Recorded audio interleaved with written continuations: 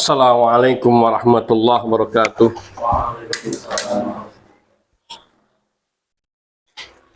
Innal hamdalillah nahmaduhu wa nasta'inuhu wa nastaghfiruh wa na'udzu billahi min shururi anfusina wa sayyiati a'malina. May yahdihillahu fala mudhillalah wa may yudlil fala hadiyalah. Wa asyhadu an la ilaha illallah wahdahu la syarikalah wa asyhadu anna Muhammadan abduhu wa rasuluh sallallahu alaihi wa ala alihi wa sahbihi wa sallama tasliman katsira wa ba'd. Ikhwani fid din, azani Allah wa iyyakum jami'a wa rahimani wa rahimakum.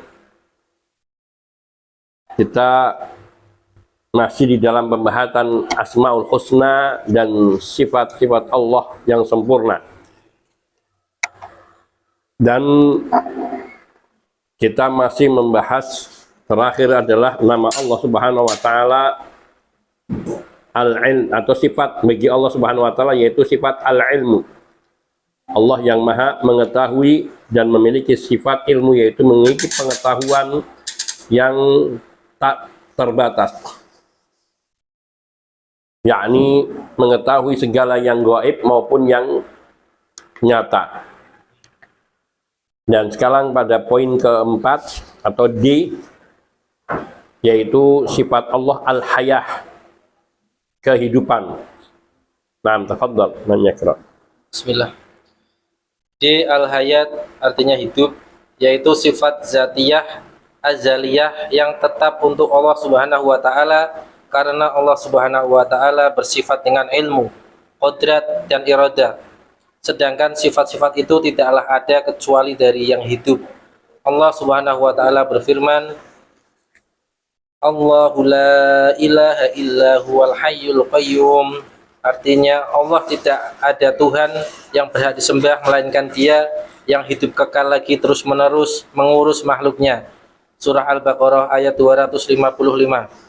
Dalam surat yang lain, wal hayyu la ilaha illahu. Dialah yang hidup kekal, tiada Tuhan yang berhak disembah melainkan Dia. Surat Ghafir ayat 65. Dalam ayat yang lain, wa tawakkal 'alal hayyil ladzi la yamut, yang artinya dan bertawakallah kepada Allah yang hidup kekal yang tidak mati. Surah Al-Furqan ayat 58. Ayat-ayat di atas menetapkan sifat hayat hidup bagi Allah Subhanahu wa taala, dan bahwa Al-Hayyul Qayyum adalah Al-Ismul A'zam, Al-Ismul A'zam, nama yang paling agung, yang jika ketika seseorang berdoa Allah Subhanahu wa taala dipanggil dengannya, pasti Dia mengabulkan. Jika Dia dimintai dengannya, pasti Dia memberi. Karena hayat menunjukkan kepada seluruh sifat-sifat zatiyah, dan qayyum menunjukkan kepada seluruh sifat-sifat fi'liyah. Jadi seluruh sifat kembali kepada dua nama yang agung ini. Allah memiliki kehidupan hayat yang sempurna. Tidak ada kematian, tidak ada kekurangan, tidak ada kantuk, dan tidak ada tidur. Dialah Al-Qayyum yang menegakkan yang lainnya dengan memberinya sebab-sebab kelangsungan dan kebaikan. Nah, jazakallahu khairan, barakallahu fiik. Sifat Allah Subhanahu wa taala al-hayah, yang itu artinya hidup, dan ini adalah sifat dzatiyah, yaitu sifat yang melekat pada zat Allah Subhanahu wa taala, yang maknanya Allah kekal hidup. Dan sifat dzatiyahnya Allah di sifat hidup ini adalah dzatiyah azaliyah. Azaliyah artinya yakni Allah yang maha kekal tanpa awalan, yang maha hidup tanpa awalan, azali. Jadi tidak ada awalan, huwal awwalu, dialah Allah yang paling pertama. Walaisa qablahu syai'un, dan tidak ada sesuatu pun sebelum Allah Subhanahu wa taala. Wa huwal akhiru, dan dia Allah Subhanahu wa taala adalah zat yang maha akhir. Laisa ba'dahu syai'un, dan tidak ada sesuatu pun sesudah Allah Subhanahu wa taala. Allah yang maha hidup, maha kekal dalam kehidupannya.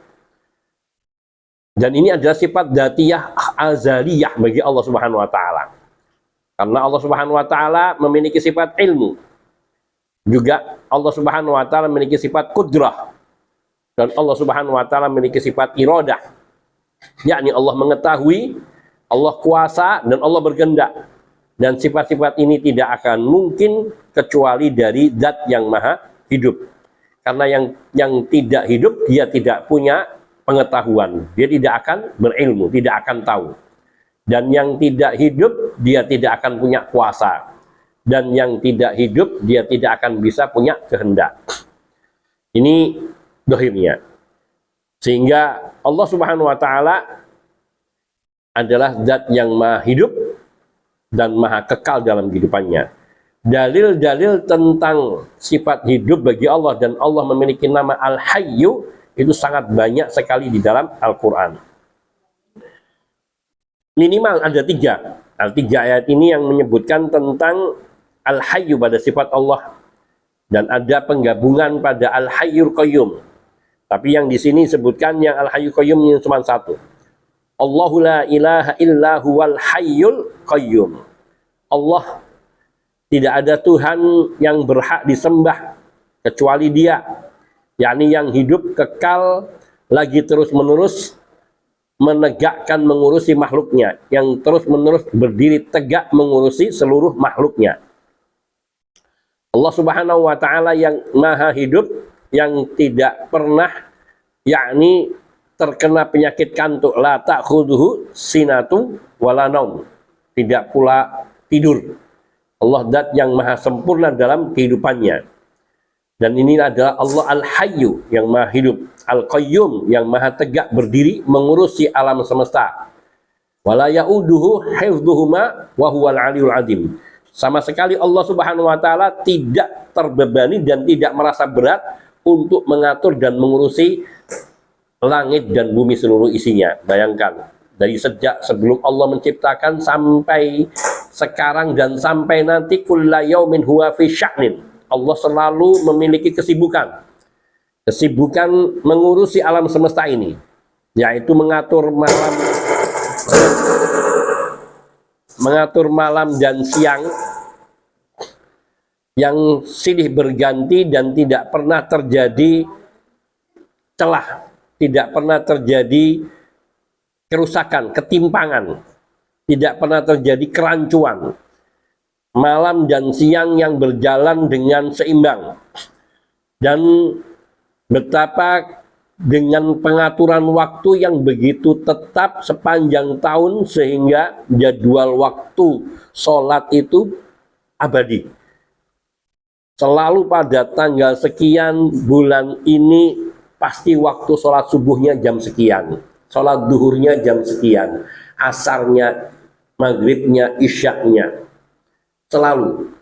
Dan ini merupakan satu pengaturan yang sempurna dari berabad-abad, berjuta tahun yang lalu, bahkan dari sejak awal penciptaan langit dan bumi. Allah Tabaraka wa Ta'ala Maha Agung. Ada saat waktu-waktu di mana malam lebih panjang dari siang, dan ada waktu-waktu yang siang lebih panjang dari malam. Dan di daerah tertentu ada yang kadang malamnya sangat pendek dan siangnya sangat panjang. Bahkan ada yang siangnya hampir setengah tahun dan malamnya juga setengah tahun. Ini semua adalah kekuasaan Allah yang mengatur langit dan bumi dan segala aktivitas di dalamnya. Dan penciptaan Allah yang tidak pernah berhenti. Setiap hari ada yang mati dan ada yang Allah lahirkan, Allah ciptakan. Maknanya, dan segala aktivitas angin yang bertiup dari arah tertentu kepada arah tertentu yang memberikan dampak, yakni terjadinya hujan ataupun banjir ataupun tsunami ataupun angin puting beliung dan sebagainya, semua tunduk dengan kehendak Allah, zat yang maha hidup yang mengatur alam semesta. Al-Qayyum wala ya'uduhu hifdhuhuma wal aliyul azim. Dan Allah tidak merasa berat mengatur, yakni menjaga langit dan bumi dan seluruh isinya. Wa huwal aliyul azim, dan Dia yang maha tinggi lagi maha besar. Dan itu menunjukkan Allah zat yang maha hidup, yang sempurna hidupnya. Karena yang tidak hidup tidak akan bisa mengatur segala apa yang ada di jagat raya ini. Di dalam surat Ghafir ayat 65, Allah Tabaraka wa Ta'ala berfirman, Huwal hayyu la ilaha illahu. Dialah Allah yang hidup kekal, yang tiada Tuhan yang berhak disembah melainkan Dia, Allah Subhanahu wa taala. Dia Allah yang Maha Hidup. Dan yang Maha Hidup yang kekal inilah yang berhak untuk diibadahi dan disembah. Karena selain Allah semua tidak kekal. Dan yang tidak kekal tidak berhak untuk diibadahi, apalagi dipertuhankan, apalagi diesakan di dalam penyembahan. Maka betapa jelas dan konkretnya, yakni zat yang Maha Hiduplah yang berhak, maka siapapun yang menjadikan sesembahan lain di sisi Allah, maka dia telah salah besar. Bagaimana mungkin dia menjadikan sesuatu yang lemah, apalagi yang tidak mampu menjaga dirinya dan tidak bisa mempertahankan kehidupan bagi dirinya, kemudian disembah dan diagungkan atau dipertuhankan atau didudukkan sebagai sesembahan. Allah Subhanahu wa taala berfirman dalam surat Al-Furqan ayat 58, "Wa tawakkal 'alal hayyil ladzi la yamut." Inilah karena Allah Subhanahu wa taala zat yang Maha Hidup, yang Maha Kekal dalam hidupnya, dan Allah yang tidak mengenal mati dan tidak mengenal kantuk apalagi tidur.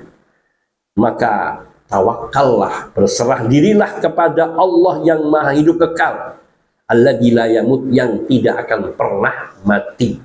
Maka sungguh aneh bila ada orang bergantung kepada zat yang mati, yaitu bergantung kepada kuburan, bergantung kepada gunung, bergantung kepada pohon, bergantung kepada batu, bergantung kepada sumur, bergantung kepada lautan, bergantung kepada keris, bergantung kepada gelang, kepada cincin, kepada hal-hal yang semua itu adalah ciptaan Allah Subhanahu wa taala. Dan Allah zat yang Maha Hidup. Mengapa manusia bergantung kepada yang mati, atau yang akan mati, atau yang tidak hidup kekal, dan meninggalkan penggantungan dirinya atau meninggalkan sikap kepasrahannya, ketawakalannya kepada zat yang Maha Hidup? Maka sungguh ini adalah kekeliruan dan kebodohan manusia di dalam mengenali Rabb-nya. Kalau kita tahu Allah yang Maha Hidup, yang tidak akan pernah mati, maka kita akan hanya bergantung, bersandar, dan meminta kepada zat yang Maha Hidup, yakni Allah Subhanahu wa taala. Ayat-ayat yang telah kita baca di atas semuanya menetapkan sifat al-hayah bagi Allah Subhanahu wa taala. Dan Allah Subhanahu wa taala adalah Al-Hayyul Qayyum. Dan nama Al-Hayyul Qayyum ini juga dikatakan menurut sebagian riwayat, yakni Al-Ismul A'zam, nama Allah yang paling agung, nama Allah yang paling besar, nama Allah yang paling mulia. Alladzi idza su'ila wa alladzi idza du'iya ajaba, yaitu Allah yang apabila orang berdoa kepada Allah dengan menggunakan nama Al-Ismul A'zam ini, niscaya Allah akan mengabulkan permintaannya. Wa idza su'ila bihi aja a'ata, dan apabila Allah dimintai menggunakan nama Allah yang agung ini, yaitu dengan kita mohon ya Hayyu ya Qayyum, maka kata Nabi SAW, a'ta, pasti Allah Subhanahu wa taala akan memberi apa yang dimintanya. Karena al-hayat menunjukkan kepada seluruh sifat-sifat dzatiyah, yakni sifat Allah al-hayah, hidup, ini menunjukkan kepada seluruh sifat-sifat Allah yang dzatiyah lainnya, seperti qudrah, iradah, seperti kalam, dan semua sifat-sifat dzatiyah Allah Subhanahu wa taala itu menunjukkan kepada sifat hayahnya Allah Subhanahu wa taala, sifat hidupnya Allah Subhanahu wa taala. Karena zat yang Maha Hiduplah yang memiliki sifat-sifat dzatiyah serupa itu. Karena hayat dan qayyum menunjukkan kepada seluruh sifat-sifat fi'liyah, sehingga sempurnalah semua nama-nama Allah Subhanahu wa taala dan sifat-sifat yang terkandung di dalam makna nama-nama Allah Subhanahu wa taala menunjuk kepada dua nama Allah ini, Al-Hayyu Al-Qayyum. Zat yang Maha Hidup yang ia merupakan sifat dzatiyah bagi Allah, Al-Qayyum yang ia merupakan sifat fi'liyah bagi Allah Subhanahu wa taala. Allah yang menciptakan langit dan bumi, sifat fi'liyah. Allah yang memberi rezeki kepada hamba, sifat fi'liyah.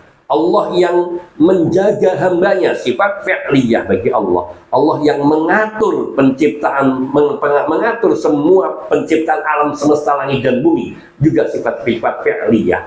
Maka al-hayat sifat zatiyah, dengan al-qayyum sifat fi'liyah. Maka penyebutan dua nama yakni di dalam doa seperti juga yang diajarkan oleh Nabi Shallallahu Alaihi Wasallam, yaitu zikir pagi dan petang, ya hayyu ya qayyum birahmatika astaghis. Wahai zat yang maha hidup, zat yang maha tegak mengurusi alam semesta dengan sendirinya, dengan rahmatullah hamba memohon pertolongan dari kesulitan yang hamba hadapi. Jadi seluruh sifat kembali kepada dua nama aku ini. Allah Subhanahu wa Ta'ala memiliki kehidupan yang sempurna dan tidak akan pernah mati, la yamut, dan tidak ada kekurangan dan cacat sedikit pun. Dan Allah Subhanahu wa Ta'ala zat yang qayyum, yang tegak berdiri dan mengatur dan mengurusi seluruh alam semesta, sehingga alam semesta ini sehingga sampai sekarang masih terjaga dan berlangsung semua aktivitasnya. Dan tidak ada yang terjadi di alam ini hanya karena kebetulan atau karena hukum alam. Tetapi semua yang terjadi di alam semesta, pergeseran waktu, pergeseran keadaan, dan juga segala hal yang terjadi di langit dan di bumi, semua adalah atas perintah Allah Subhanahu wa Ta'ala. Dan semuanya tunduk di bawah perintah Allah Subhanahu wa Ta'ala, karena Allah lah yang berdiri tegak mengatur dan mengurusi seluruh alam semesta. Hadza huwa al-hayyu al-qayyum. Tapi di sini sedang membicarakan nama al-hayat, tapi tidak bisa lepas untuk juga berbicara tentang al-qayyum pada sebagiannya. Nah, poin A, as-sami mendengar, dan as-sama mendengar, dan al-basar melihat.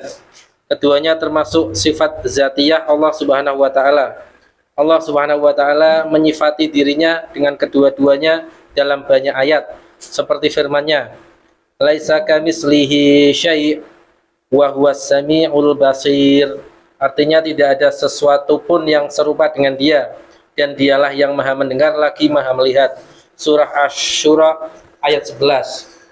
Dalam ayat yang lain, innallaha kana sami'an basira, yang artinya sesungguhnya Allah maha mendengar lagi maha melihat. Surah An-Nisa ayat 58. Innani ma'akuma asma'u wa ara, sesungguhnya aku beserta kamu berdua, aku mendengar dan melihat. Surah Toha ayat 46. Pendengaran Allah Subhanahu wa Ta'ala menangkap semua suara, baik yang keras maupun yang pelan, mendengar semua suara dengan semua bahasa, dan dapat membedakan semua kebutuhan masing-masing. Satu pendengaran tidak mengganggu pendengaran yang lain. Berbagai macam bahasa dan suara tidaklah membuat samar baginya. Allah Subhanahu wa Ta'ala berfirman, qad sami'allahu qawlal lati tujadiluka fi zawjiha wa tashtaki ilallah wallahu yasma'u tahawurakuma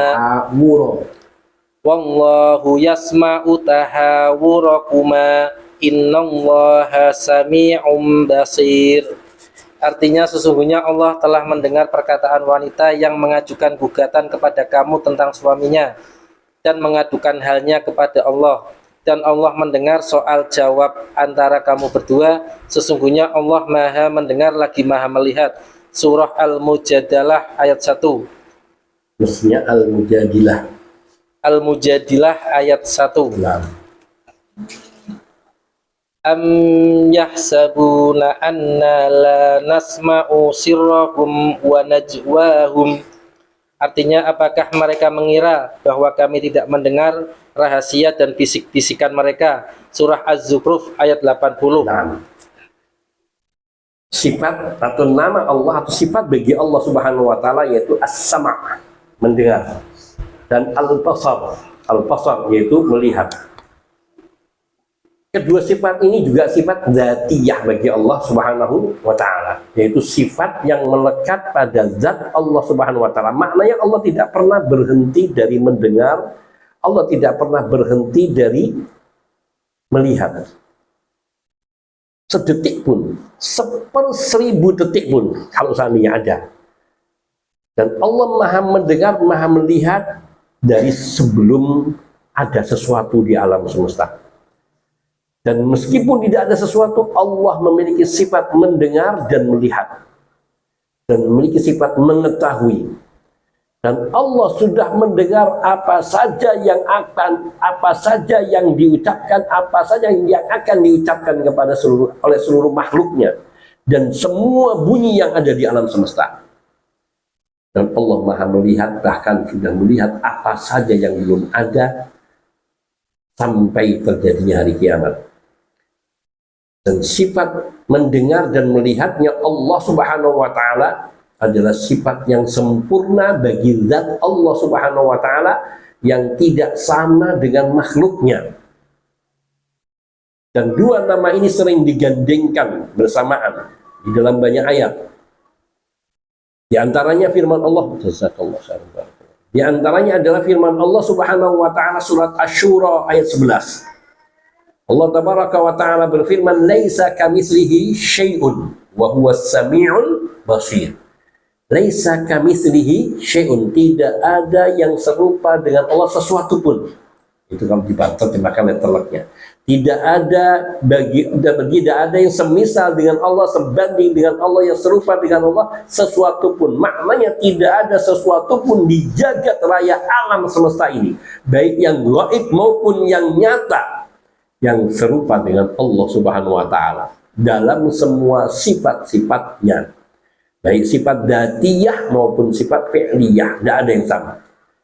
Tapi Allah Subhanahu wa taala menyatakan wa huwas samiul basir, dan dia Allah Maha mendengar lagi Maha melihat.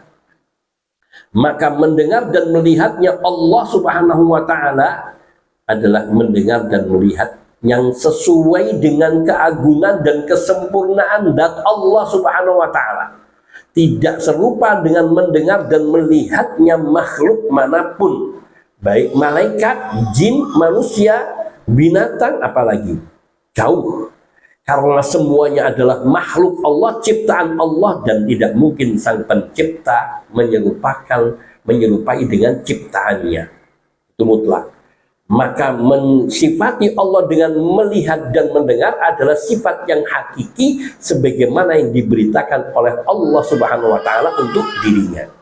Dan ini kaidah di dalam mengimani asma dan sifat bagi Allah Subhanahu wa taala. Dan di sini Allah menggandengkan wa huwas samiul basir, dan dia Allah Maha mendengar lagi Maha melihat.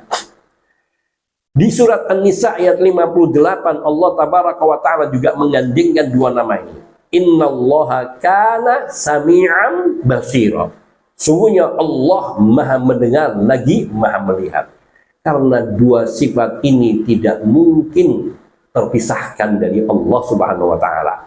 Allah Subhanahu wa taala yang Maha mendengar lagi Maha melihat. Dan dua nama Allah yang agung ini, yang sempurna dan indah ini, yaitu mengandung sifat, dan setiap nama bagi Allah pasti dia adalah sifat bagi Allah Subhanahu wa ta'ala.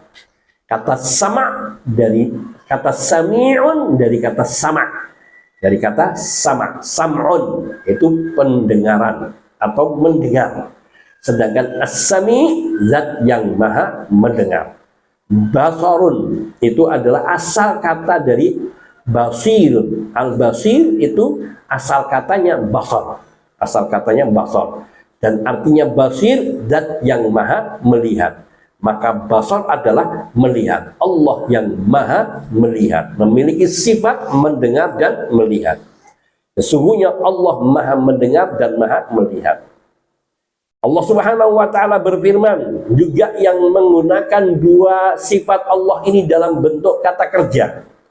Seperti dalam surat Thaha ayat 46 Allah tabaraka wa ta'ala berfirman innani ma'akuma asma'u wa ara. Innani sungguhnya aku, yakni Allah subhanahu wa ta'ala, ma'akum, yakni menyertai kalian berdua, Musa dan Harun alaihi wassalatu wassalam. Asma'u wa ara, aku mendengar dan aku melihat, yakni mendengar segala apa yang kalian mohonkan, yang kalian ucapkan, yang kalian perbincangkan, yang kalian bisikkan. Wa ara, dan aku melihat segala apa yang kamu lakukan, yang kamu perbuat di tempat manapun, dimanapun, dalam keadaan apapun. Dan Allah subhanahu wa ta'ala ma'iyahnya, yaitu mengikuti, membersamai Nabi Musa dan Nabi Harun alaihi wassalatu wassalam, yaitu dengan ma'iyah khasah, ma'iyah yang khusus. Ma'iyah khasah ini hanya diberikan Allah kepada, ditujukan Allah hanya kepada orang-orang yang beriman saja. Adapun ma'iyah amah, yaitu ma'iyahnya Allah meliputi seluruh makhluknya. Karena Allah menyertai makhluknya dalam segala keadaan, yakni Allah mengawasi, melihat, dan Allah yang memerintahkan segala aktivitas yang ada di alam semesta. Dan bahkan Allah melakukan semua itu dengan cukup mengatakan kun fayakun. Innama amruhu idza arada syai'an ayyaqula lahu kun fayakun. Maka tidak ada yang berat buat Allah subhanahu wa ta'ala. Allah menghidupkan seluruh umat manusia dan seluruh makhluk yang hidup di muka bumi ini di hari Allah membangkitkan mereka dari kematiannya di yaumul kiamat. Cukup Allah katakan kun fayakun.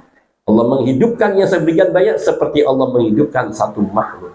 Demikian pula Allah mendengar dan melihat seluruh makhluknya yang ada di jagat raya ini seperti Allah melihat kepada satu makhluk. Maknanya tidak ada sesuatu gerakan dan tidak ada suatu suara yang terlahir dari makhluknya yang terlewatkan dari pendengaran dan penglihatan Allah subhanahu wa ta'ala.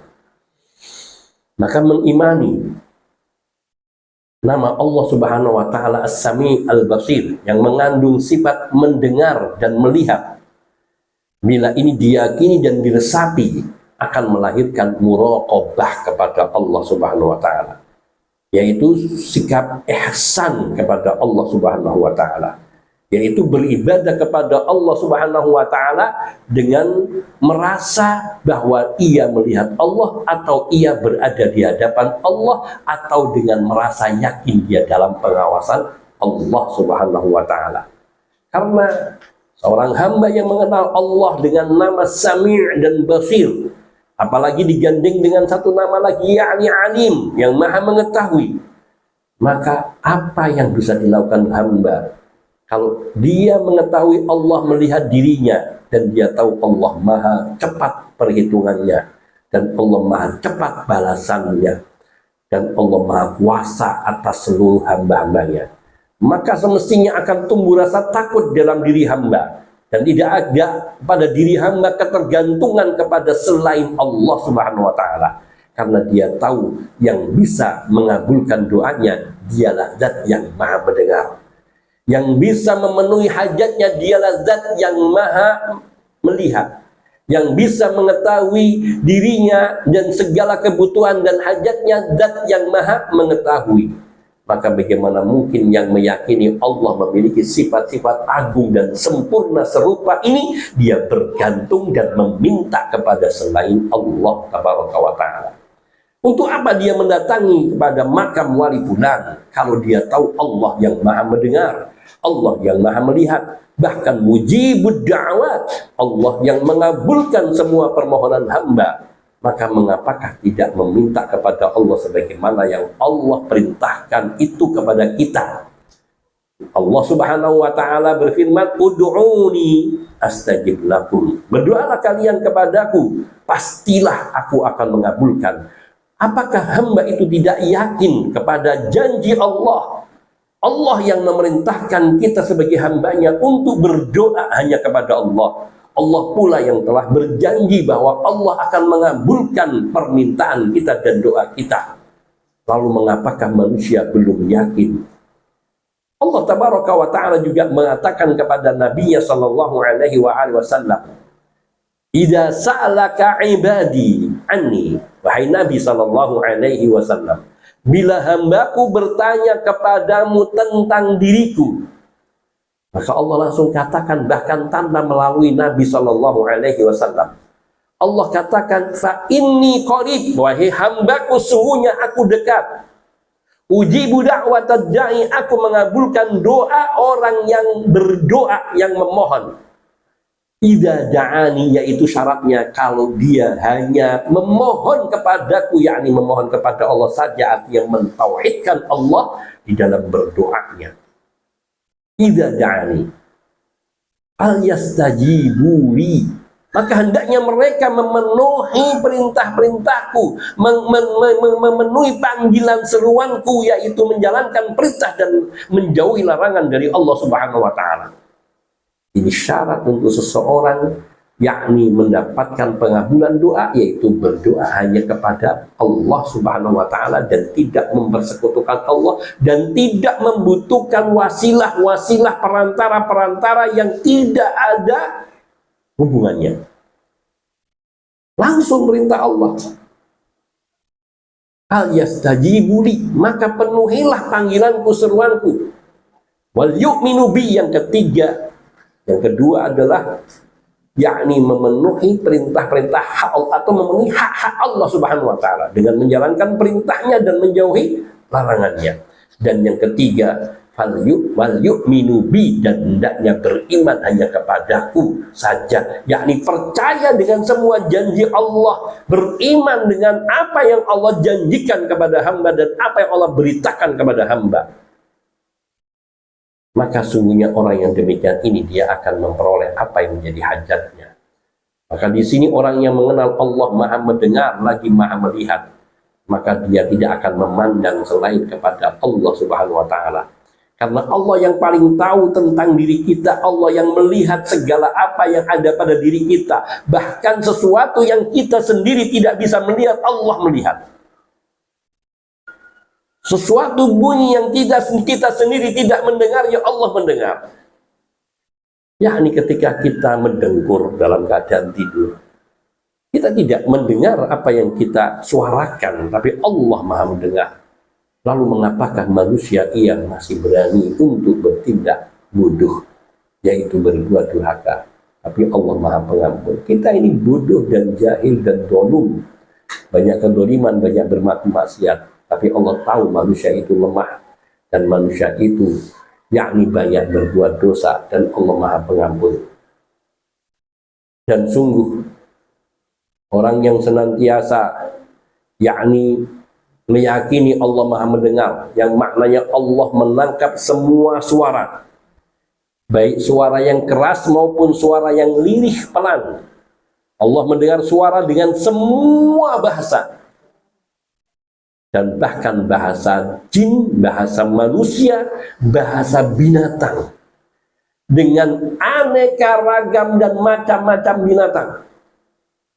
Mereka punya bahasa sendiri-sendiri yang hanya bisa dipahami oleh sesamanya, yang kalau kita mendengarnya hanya satu suara, anjing menggonggong, hanya bunyinya gonggongan, tanpa kita tahu apa yang dia inginkan. Apakah dia hendak memberitahu kita, memberitahu tuannya adanya pencuri, adanya tamu, atau adanya hal yang perlu ditolong dan sebagainya. Tapi anjing itu terus menggonggong sampai meyakinkan tuannya untuk mengikuti dirinya, atau menggonggong mengusir orang yang di sekitarnya, yang asing, yang tidak dia kenal, untuk menjaga yakni harta benda tuannya. Bahasanya cuma sama, gonggongan. Tapi Allah faham dan ngerti segala maksud daripada semua makhluknya dan hambanya. Ya Allah yang Maha mendengar, Maha melihat, dan Allah Subhanahu wa Ta'ala dapat membedakan semua kebutuhan masing-masing hamba.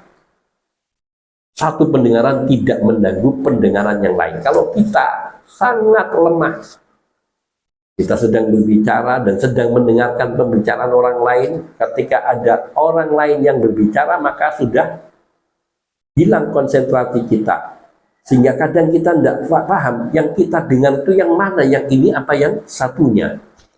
Sudah sangat lemah pendengaran manusia, dan Allah mengerti semua bahasa, dan suara, dan tidak membuat sama bagi Allah. Yang takjubnya hal itu berlangsung terus menerus dari awal Allah menciptakan alam semesta dan makhluk-makhluk yang tinggal di dalamnya, baik yang tinggal di langit maupun yang tinggal di bumi maupun yang tinggal di antara langit dan bumi seperti burung-burung dan juga makhluk-makhluk lainnya. Tidak ada sesuatu pun yang, tidak ada pernah satu masa pun yang terlewatkan dari pendengaran Allah. Allahu Akbar. Allahu Akbar. Maka benarlah ketika ada seorang yang meminta nasihat kepada Ibrahim ibn Adham. Wahai guru, nasihatilah aku. Dia orang yang banyak berbuat dosa, yang ingin bertaubat. Maka kata Ibrahim ibn Adham, seorang ulama tabi'in, seorang yang zahid, seorang yang zuhud, dan orang yang saleh, alim. Beliau berkata, kalau engkau hendak berbuat dosa, silahkan kau berbuat dosa sesukamu. Tapi jangan sampai Allah tahu. Jangan sampai Allah melihatmu. Jangan sampai Allah mendengar perbuatan dosamu. Wahai guru, bagaimana mungkin aku bisa menghindar dari pendengaran Allah, menghindar dari penglihatan Allah, menghindar dari pengetahuan Allah.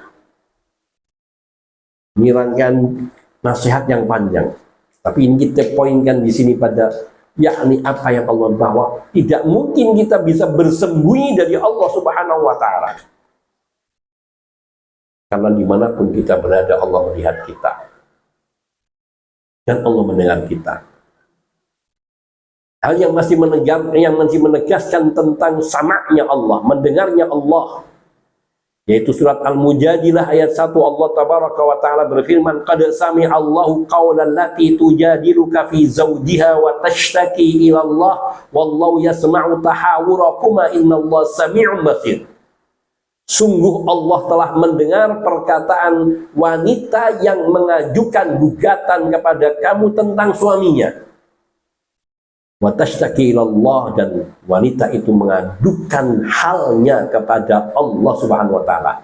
Wallahu yasma'u tahawurakuma, dan Allah mendengar soal jawab antara kamu berdua, yakni Rasul sallallahu alaihi wasallam dengan wanita yang mengadukan perihal suaminya. Innallaha sami'un basir. Sungguhnya Allah Maha mendengar lagi Maha melihat. Allah mendengar perbincangan Nabi Sallallahu Alaihi Wasallam dengan wanita ini, dan Allah Subhanahu Wa Taala melihat dengan jelas tanpa ada yakni yang sesuatu yang tersembunyi dari Allah. Bahkan pada saat yang sama Allah melihat seluruh alam jagat raya ini dengan seluruh aktivitasnya, dan pada saat yang sama Allah mendengarkan semua suara di alam semesta ini dengan segala bunyi dan bahasanya. Dan tidak ada yang samar bagi Allah. Allahu Akbar. Sekiranya kita bisa menanamkan hal ini, keyakinan ini di dalam hati kita, sehingga setiap kali kita hendak melakukan dosa, kita sadar, ya Allah, Allah melihat. Ketika kita hendak berkata sesuatu yang batil, kita tahu, ya Allah, Allah mendengar ucapan saya. Bahkan ketika terbersih di dalam hati kita sesuatu niatan yang buruk atau ucapan hati yang jelek, kita segera tahu, ya Allah, Allah mendengar sesuatu yang tak terdengar oleh diri kita. Maka sungguh hal ini akan banyak bermanfaat. Itu di antara faedah beriman kepada nama-nama Allah dan sifat-sifat Allah Subhanahu wa Ta'ala. Ini baru 2 sifat dan 3 sifat. Apalagi kalau seluruh sifat-sifat yang dikenalkan Allah kepada kita melalui kitab sucinya, dan yang Rasul Sallallahu Alaihi Wasallam kenalkan kepada kita melalui sabda-sabdanya. Di dalam surat Az-Zukhruf ayat 80, Allah Subhanahu wa Ta'ala berfirman, am yahsabuna anna la nasma'u sirrahum wa najwahum. Allah ingatkan kepada kita, ingatkan kepada kita akan kuasa Allah dan sifat Allah yang agung, yang maha sempurna ini. Allah katakan, am yahsabuna, apakah mereka itu mengira, anna, bahwa kami, la nasma'u, tidak bisa mendengar, sirrahum, yaitu rahasia mereka, wa najwahum, dan bisikan-bisikan mereka.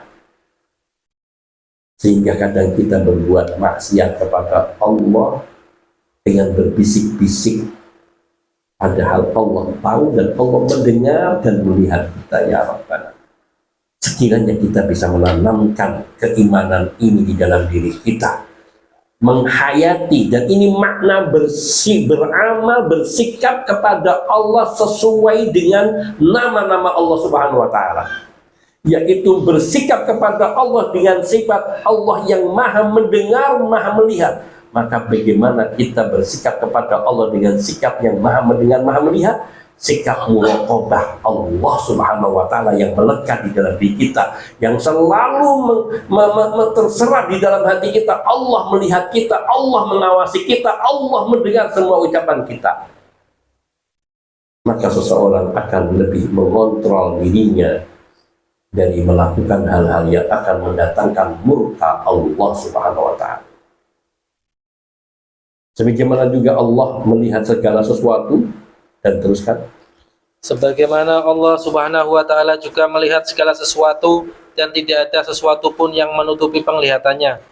Allah Subhanahu wa Ta'ala berfirman, alam ya'lam bi anna Allaha yara. Tidaklah dia mengetahui bahwa sesungguhnya Allah melihat segala perbuatannya. Surah Al-Alaq ayat 14. Dalam surah Asy-Syu'ara, dalam surah Asy-Syu'ara ayat 218 sampai 219, alladzi yaraka hina taqum wa taqallubaka fis sajidin, yang melihat kamu ketika kamu berdiri untuk sembahyang dan melihat pula perubahan gerak badanmu di antara orang-orang yang sujud. Dalam surah yang lain, wa qul i'malu fasayarallahu amalakum, dan katakanlah bekerjalah kamu maka Allah akan melihat pekerjaanmu itu. Surah At-Taubah ayat 105. Dalam surah yang lain, innallaha la yahfa 'alaihi syai' fil ardi wala fis sama. Sesungguhnya bagi Allah tidak ada satupun yang tersembunyi di bumi dan tidak pula di langit. Surah Ali Imran ayat 5. Yang tidak mendengar dan melihat tidak layak untuk menjadi Tuhan. Allah Subhanahu wa Ta'ala menceritakan tentang Ibrahim alaihissalam yang berbicara kepada bapaknya sebagai protes atas penyembahan mereka terhadap berhala. Dalam surah Maryam ayat 42, lima ta'budu ma la yasma'u wa la yubsir. Artinya, mengapa kamu menyembah sesuatu yang tidak bisa mendengar dan melihat. Dalam surah yang lain, hal yasma'unakum idh tad'un. Apakah berhala-berhala itu mendengar doamu sewaktu kamu berdoa kepadanya? Surah Asy-Syu'ara ayat 72.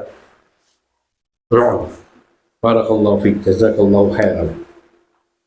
Allah Subhanahu wa Ta'ala juga melihat segala sesuatu. Kalau lagi bicara tentang mendengar, dari situ kita sudah sebutkan dan kita singgung tentang sifat melihatnya Allah Subhanahu wa Ta'ala. Di sini diuraikan lagi lebih tegas lagi dengan sifat melihatnya Allah Subhanahu wa Ta'ala, bahwa Allah melihat segala sesuatu dan tidak ada sesuatu pun yang tertutupi dari penglihatan Allah Subhanahu wa Ta'ala. Siapa yang mampu menyembunyikan sesuatu dari Allah? Tidak ada. Kita ini tak berdaya di hadapan Allah Subhanahu wa Ta'ala. Kita adalah hamba yang lemah, hamba yang tak memiliki daya apapun di hadapan Allah dengan segala kesempurnaan sifat-sifat dan nama-namanya. Allah Subhanahu wa Ta'ala berfirman, alam ya'lam bi anna Allaha yara. Tidakkah manusia itu tahu bahwa Allah Subhanahu wa Ta'ala mengetahui, yara, melihat, yakni segala perbuatannya. Alam ya'lam, tidakkah manusia itu tahu bahwa Allah melihat semua perbuatannya? Ayat ini patut untuk kita baca dan kita ulang-ulang dengan menghayati maknanya. Alam ya'lam, tidakkah manusia itu tahu annallaha yara, bahwa Allah melihat perbuatannya, melihat semua aktivitasnya. Maka patutkah orang yang sadar bahwa Allah melihat dirinya kemudian dia bermaksiat di hadapan Allah dengan kesadarannya? Tetapi manusia itu suka lupa, lalai, lengah. Dan kadang manusia itu suka membangkang, innal insana li rabbih lakanud. Sehingga manusia itu sangat membangkang terhadap Tuhannya. Namun Allah Maha mengampuni dan Maha menyayangi hamba. Dan Allah memberikan waktu tenggang bagi hamba untuk kembali bertaubat. Di surat Asy-Syu'ara ayat 218 sampai dengan 219, yakni 2 ayat. Allah tabaraka wa ta'ala berfirman, alladzi yaraka hina taqum. Dialah Allah yang melihat kamu ketika kamu berdiri untuk sembahyang, wahai Nabi sallallahu alaihi wasallam. Wa taqallubaka fis sajidin, dan gerakanmu dan perubahan gerak badanmu fis sajidin, di antara orang-orang yang sujud. Yakni meskipun Nabi sallallahu alaihi wasallam berada di kerumunan manusia di saat sholat berjamaah, maka Allah Subhanahu wa taala melihat Nabi sallallahu alaihi wasallam bersamaan dengan mereka yang sholat bersama Nabi sallallahu alaihi wasallam. Perubahan gerakan-gerakan Nabi sallallahu alaihi wasallam dilihat oleh Allah tanpa mengabaikan dari gerak-geri seluruh jamaahnya, bahkan seluruh manusia jagat raya yang ada di alam semesta ini. Allahu Akbar. Maka sungguhnya orang yang bisa menyadari hal ini bahwa Allah Maha melihat, dan penglihatan Allah kepada hamba Maha sempurna, tidak akan ada satupun dari makhluknya di saat yang sama yang bisa menyembunyikan perbuatannya, ucapannya, niatnya dari Allah Subhanahu wa ta'ala. Maka kalau ini tertanam di dalam hati manusia dengan penuh keteguhan, keyakinan yang tidak tergoyahkan dengan satu keraguan pun, dan dia mengingati hal ini di sepanjang hayatnya, sepanjang hidupnya, maka masih beranikah hamba itu berbuat durhaka kepada Allah? Dialah Allah yang melihatmu ketika bangun. Maka ini memotivasi bagi hambanya untuk menegakkan sholat dan melaksanakan sholat dengan sebaik-baiknya, menyempurnakan berdirinya, menyempurnakan bacaan Fatihahnya, baik di dalam bacaan sir maupun di dalam bacaan jah, menyempurnakan rukuknya dan bacaan di dalam rukuknya dengan tidak tergesa-gesa sehingga ia membaca subhanallah, subhanallah, subhanallah. Itu kan yang terjadi dan yang banyak terjadi di tengah umat. Mengapa ia ketika sedang menghadap Allah Subhanahu wa ta'ala dengan dia yakini bahwa Allah melihat dirinya, mendengar bacaannya, kemudian dia tidak menyempurnakan sholat itu dengan baik? Allahu Akbar. Hina taqum, ketika engkau berdiri mengerjakan sholat. Wa taqallubaka fis sajidin, dan Allah melihat perubahan gerak badanmu di tengah-tengah orang yang sholat. Siapa orang yang saya akan berjamaah, saya akan disempurnakan sama yang lainnya? Tidak demikian kondisinya orang yang dia mengenal Allah dan mengimani semua sifat-sifat pada Allah Subhanahu wa ta'ala. Maka dia bila tahu Allah zat yang dia tuju dan dia niatkan dalam semua ibadahnya, tentu dia akan menyempurnakan semua aktivitas ibadah sholatnya dan ibadah-ibadah lainnya dengan sesempurna mungkin, karena dia tahu Allah melihat dan Allah mendengar. Oleh karena itu Allah Tabaraka wa ta'ala berfirman dalam surat At-Taubah ayat 105, wa qul i'malu fasayarallahu amalakum. Maka dan katakanlah wahai Nabi sallallahu alaihi wasallam kepada umatmu, beramallah kalian, bekerjalah kalian, fasayarallahu amalakum, maka Allah akan melihat perbuatanmu, pekerjaanmu. Allah akan melihat semua aktivitas yang kita kerjakan, dan Allah tahu untuk siapa kita beramal.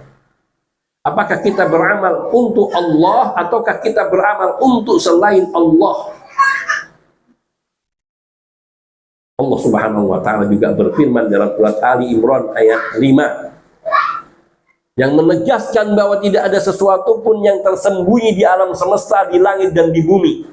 Allah katakan, innallaha la yakhfa 'alaihi syai'un fil ardi wala fis sama. Sungguhnya Allah, tidak ada sesuatu pun yang tersembunyi di bumi dan tidak pula di langit. Tidak ada sesuatu pun yang tersembunyi dari Allah Subhanahu wa taala. Allah Maha melihat, Maha mendengar, Maha mengetahui.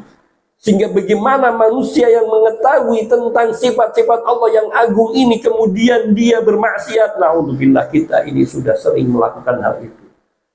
Karena kita banyak lalainya, lengahnya, lupanya daripada ingatnya. Maka konklusinya, yang tidak mendengar, yang tidak melihat, maknanya tidak mendengar dan tidak melihat dengan sempurna, tidak layak untuk dijadikan sebagai Tuhan. Bagaimana manusia meminta kepada yang tidak bisa mendengar, dia meminta kepada yang tidak bisa melihat? Maka ada dialog yang diceritakan oleh Allah Subhanahu wa taala tentang Nabi Ibrahim yang berbicara kepada bapaknya, karena bapaknya yang menyembah berhala yang jelas-jelas tidak bisa mendengar dan tidak bisa melihat, dan tidak bisa pula melihat. Nabi Ibrahim mengatakan kepada bapaknya, padahal beliau sangat sayang kepada bapaknya.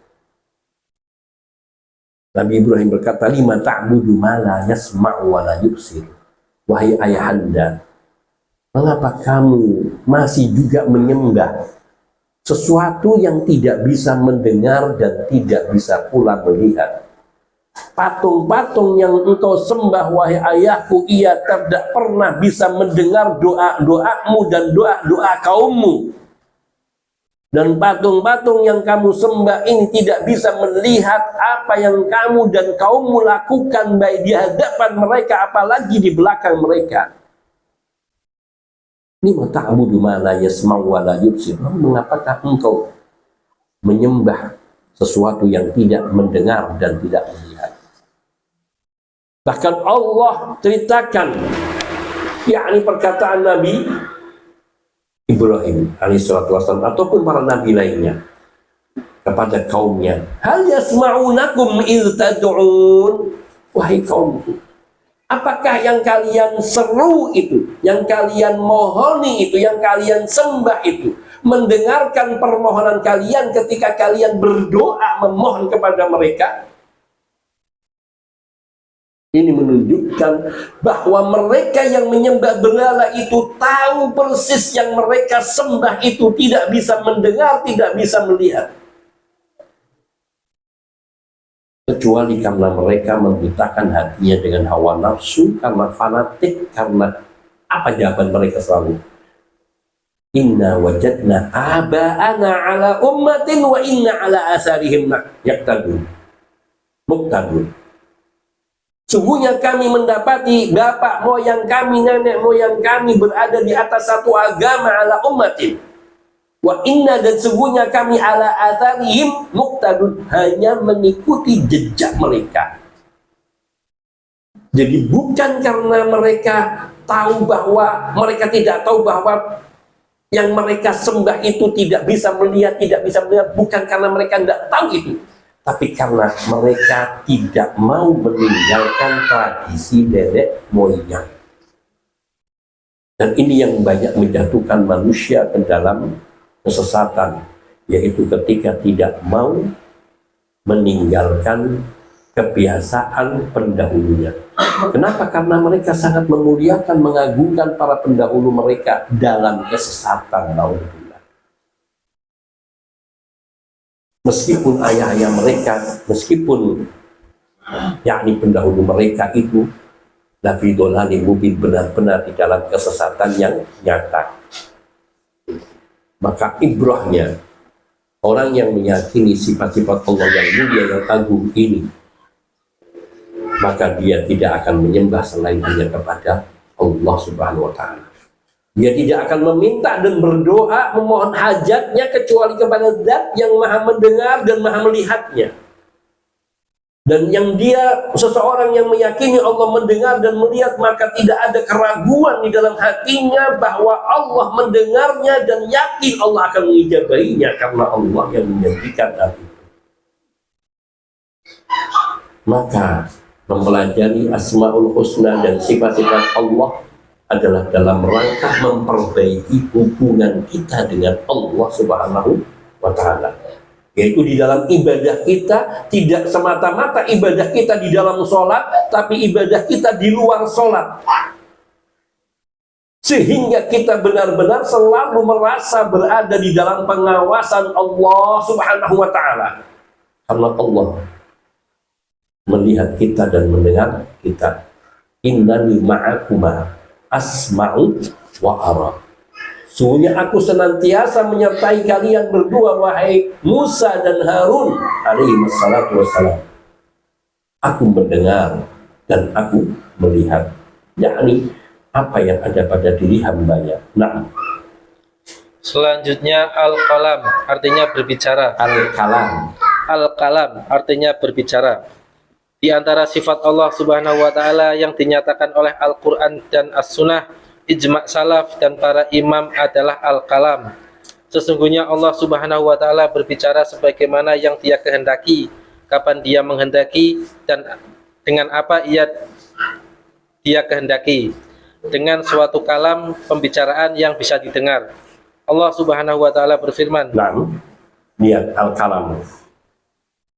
Sifat dzatiyatullah yang lain, yakni sifat Allah Subhanahu wa Ta'ala, seperti yang dinyatakan dalam Al-Quran adalah sifat al-kalam, dan juga di dalam sunnah Nabi dan ijma'nya para salaf dan para imam dalam para imam dalam ahlu sunnah wal jamaah.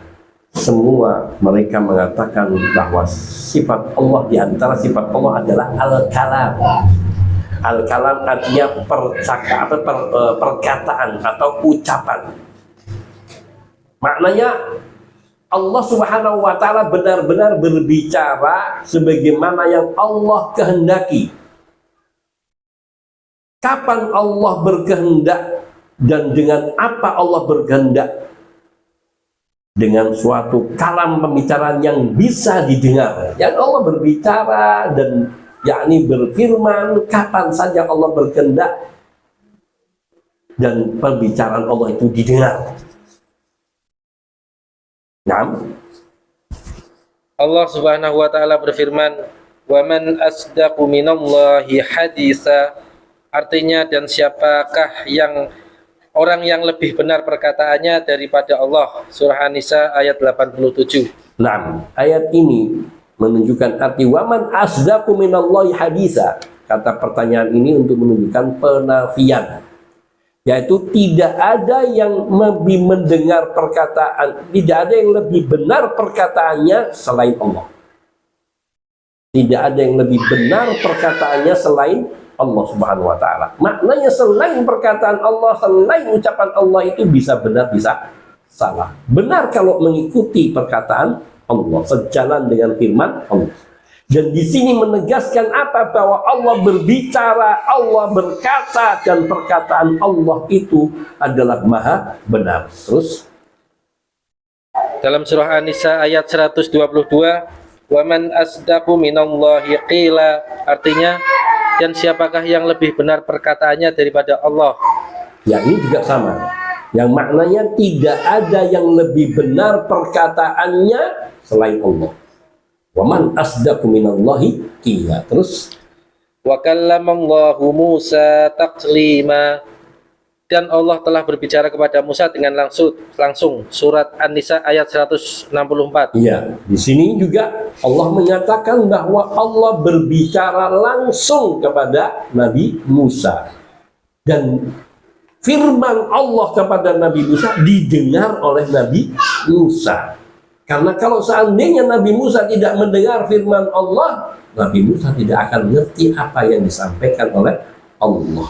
Dan Nabi Musa mengetahui dan mendengar apa yang dikatakan oleh Allah. Dan Allah katakan wa kallamallahu Musa taklima. Dan Allah benar-benar telah berbicara kepada Nabi Musa secara langsung. Terus, Dan dalam surah Al-Baqarah ayat 253, minhum man kallamallah, di antara mereka ada yang Allah berkata-kata langsung dengan dia. Ya, ini juga Allah mengatakan, menegaskan bahwa Allah berbicara dengan makhluknya. Minhum, yaitu di antara para nabi dan rasul itu, man kallamallah, ada yang Allah langsung berkata-kata kepadanya. Selain Nabi Musa, Nabi kita Muhammad sallallahu alaihi wasallam ketika Isra dan Mi'raj. Sehingga dikatakan oleh sebagian ulama atau kebanyakan ulama bahwa tidak ada mukjizat yang Allah berikan kepada nabi-nabi sebelum Nabi sallallahu alaihi wasallam melainkan Nabi sallallahu alaihi wasallam mendapatkan mukjizat itu. Dan juga bahkan Nabi sallallahu alaihi wasallam mendapatkan mukjizat yang lebih dan yang tidak diberikan kepada nabi-nabi sebelum Nabi kita Muhammad sallallahu alaihi wasallam, seperti Isra dan Mi'raj. Dan ini tidak ada yang terjadi pada nabi yang sebelum Nabi kita Muhammad sallallahu alaihi wasallam dan juga yang lainnya. Nah, Idz qala Allahu ya Isa, ingatlah ketika Allah berfirman, hai Isa, surah Ali Imran ayat 55. di sini juga Allah berfirman kepada Nabi Isa dengan langsung, idz qala Allahu ya Isa, ingatlah tatkala Allah berfirman kepada Nabi Isa, wahai Isa. Kalau ini tidak berbicara langsung, bagaimana Allah memanggil kepada Nabi Isa alaihi salatu wassalam? Terus, Wa nadainahu min janibit turil aymani wa qarrabnahu najiya, dan kami telah memanggilnya dari sebelah kanan gunung Tur, dan kami telah mendekatkannya kepada kami di waktu dia munajat kepada kami. Surah Maryam ayat 52. nah, dalam ayat ini Allah tabaraka wa taala juga mengatakan, wa nadainahu min janibit turil ayman, dan kami telah memanggilnya, yakni Nabi Musa alaihissalatu wassalam, dari sebelah kanan gunung Tur. Wa qarrabnahu najiya, dan kami telah mendekatkannya kepada kami di waktu dia munajat kepada kami. Atau ini Nabi Musa alaihissalatu wassalam. Yakni di sini Allah subhanahu wa ta'ala mendekatkan Nabi Musa di waktu Allah subhanahu wa ta'ala mendengarkan munajat kepada kami, yakni Nabi Musa bermunajat kepada Allah dan Allah mendengar munajatnya Nabi Musa alaihissalam. Di sini katakan, dan kami telah memanggilnya, yakni memanggil Nabi Musa, maknanya Allah berfirman. Terus, Wa idz nada rabbuka Musa, dan ingatlah ketika Tuhanmu menyeru Musa. Surah Asy-Syu'ara ayat 10. ya ini juga jelas.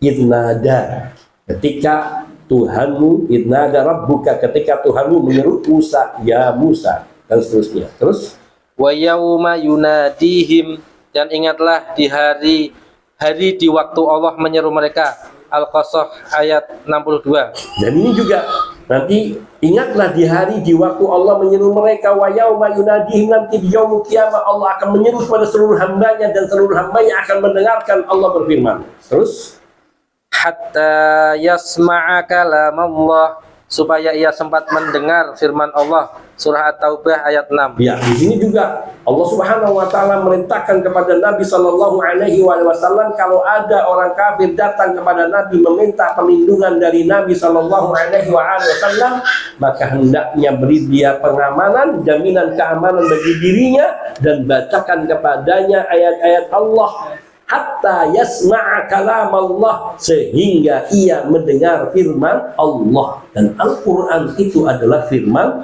Allah subhanahu wa ta'ala. Terus, Dan dalam surat Al-Baqarah ayat 75, wa qad kana fariqum minhum yasma'una kalam Allah, artinya padahal segolongan dari mereka mendengar firman Allah.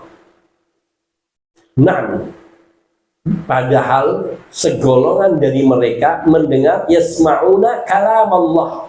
Maka ini menunjukkan bahwa Al-Quran itu kalamullah, dan kitab-kitab suci yang Allah turunkan kepada nabi-nabi sebelum Nabi kita Muhammad SAW juga kalamullah. Dan kalam Allah itu adalah sifat bagi Allah. Kalam itu adalah sifat bagi Allah dan bukan makhluk. Ahlus sunnah wal jamaah mengingkari orang yang mengatakan Al-Quran itu makhluk. Bahkan Imam Asy-Syafi'i rahimahullah ta'ala beliau mengatakan, man qala bi khalqil Qur'ani faqad kafar. Barang siapa yang mengatakan Al-Quran itu makhluk, maka sungguh dia telah kafir. Yakni bisa kafir kecil sampai pada bisa kafir besar sesuai dengan keyakinannya.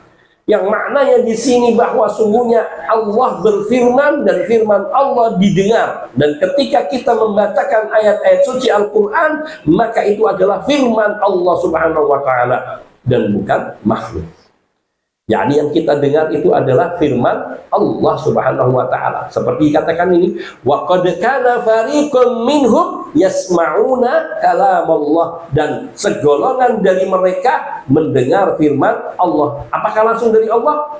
Tidak, dari ayat suci yang dibacakan kepada mereka. Maka bacaan ayat suci itu adalah kalamullah Subhanahu wa Ta'ala. Terus semua ayat ini menetapkan sifat hadis, ucapan, qaul, perkataan, kalam, pembicaraan, nida, seruan, dan munajat. Semuanya adalah termasuk jenis kalam yang tetap bagi Allah Subhanahu wa Ta'ala sesuai dengan keagungannya. Nah, baik itu hadis dalam bahasa Arab, itu hadisun, itu ucapan. Haddatsani, telah berucap kepadaku, itu hadis, ucapan.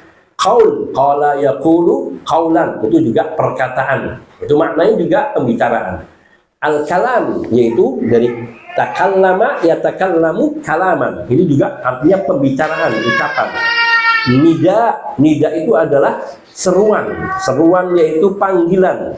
Dan itu juga ucapan. Tidak mungkin seruan itu keluar dari ucapan. Munajat yaitu bisikan, pengaduan, dan itu juga merupakan ucapan. Semua ini merupakan jenis kalam, dan itu semua adalah sifat bagi Allah Subhanahu wa Ta'ala yang azali, yakni yang tetap azali dan sesuai dengan keagungan Allah. Allah berfirman, cara Allah berfirman sesuai dengan keagungan Allah, sesuai dengan zat Allah yang maha agung, maha sempurna, tidak sama dengan berbicaranya makhluk. Dan sungguh jauh bainas samai wal ardi, tidak ada seberapanya yang pada manusia itu hanya setitik debu. Karena semua langit yang begitu agung dan besar itu hanya ada di telapak tangan Allah. Wassamawatu matwiyatun biyaminih, dan langit semua nanti akan digulung dengan tangan kanan Allah Subhanahu wa Ta'ala. Dan juga termasuk bumi, yauma tubaddalul ardu wassamawatu matwiyatun biyaminih. Takutlah kalian pada hari bumi ini diganti dengan bumi yang lain. Yauma tubaddalul ardu wassamawatu, sedangkan langit-langit akan digulung, dilipat oleh Allah dengan tangan kanannya. Bayangkan langit yang begitu besar. Kemanapun kita pergi, kita akan bisa melihat langit karena besarnya. Di negeri manapun kita berada, selalu akan melihat langit di atas kita karena agungnya dan besarnya. Namun itu akan dilipat. Bagaimana dengan kita yang hanya menempati di ujung bumi yang kecil? Maka sangat kecil kita ini, debu. Tapi Allah Subhanahu wa Ta'ala Maha Kuasa. Nah, Kalam Allah Subhanahu wa Ta'ala termasuk sifat zatiyah karena terus menyertai Allah Subhanahu wa Ta'ala dan tidak pernah terpisah darinya. Juga termasuk sifat fi'liyah karena berkaitan dengan masyiah dan kudrahnya. Allah Subhanahu wa Ta'ala juga menyebutkan bahwa yang tidak bisa berbicara tidak pantas untuk menjadi Tuhan. nah, kalam Allah, firman Allah, sifat kalam bagi Allah adalah sifat dzatiyah. Di satu sisi dia ada sifat dzatiyah karena dia melekat pada zat Allah Subhanahu wa Ta'ala. Artinya Allah kapan berbicara maka itu ada. Maka Allah bisa bicara tanpa ada waktu tertentu dan tidak terbatas dan dengan keadaan tertentu. Tapi itu terus-menerus kapan Allah hendak berbicara maka Allah berbicara. Maka itu sifat dzatiyah bagi Allah Subhanahu wa Ta'ala. Sekaligus juga sifat fi'liyah karena itu bergantung dengan kudrah dan iradah bagi Allah Subhanahu wa Ta'ala. Kalau Allah Subhanahu wa Ta'ala masyiah berkeinginan untuk bicara, maka Allah berbicara. Itu artinya perbuatan. Maka sifat kalam adalah sifat dzatiyah dan sifat fi'liyah. Allah juga menyebutkan bahwa yang tidak bisa berbicara tidak pantas untuk dijadikan sebagai Tuhan. Terus Allah Subhanahu wa taala berfirman, wattakhadha qaumu Musa min ba'dihi min huliyihim huliyihim min huliyihim huliyihim min huliyihim ijlan jasadan lahu huwarun alam yarau annahu la yukallimuhum wa la yahdihim sabila. Dan artinya, dan kaum Musa setelah kepergian Musa ke Gunung Tur membuat dari perhiasan-perhiasan emas. Mereka anak lembu yang bertubuh dan bersuara. Apakah mereka tidak mengetahui bahwa anak lembu itu tidak dapat berbicara dengan mereka dan tidak dapat pula menunjukkan jalan kepada mereka?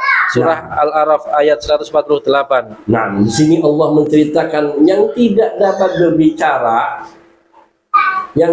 dapat berbicara, maka dia tidak pantas disembah. Allah katakan di sini, wattakhadha qaumu Musa min ba'di, kaumnya Nabi Musa setelah ditinggal Nabi Musa ke Bukit Tur Sinai, mereka buat apa? Min huliyihim, membuat dari perhiasan-perhiasan mereka ijlan, yaitu anak sapi atau anak lembu.